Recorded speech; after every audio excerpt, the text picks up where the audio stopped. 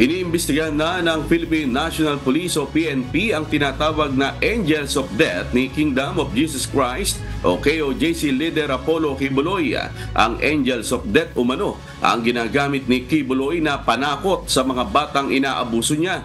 Sa kwento ng mga biktima ng religious group leader, hindi umano sila makapagsumbong dahil natatakot sila na baka habulin sila at ang kanilang pamilya ng sinasabing Angels of Death.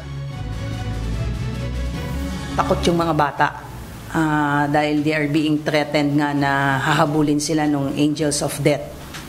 Angels of Death, yun ang panakot sa kanila. If they will break the code of secrecy, ay hahabulin nga sila ng Angels of Death.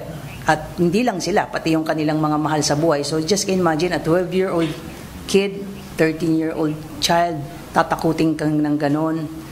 I don't know kung paano natatanggap at nagagawa yun ng sinasabi na abuser nila. Pero ayon sa kampo ni Quiboloy, manufactured at planted ang mga aligasyong ito laban sa religious group leader.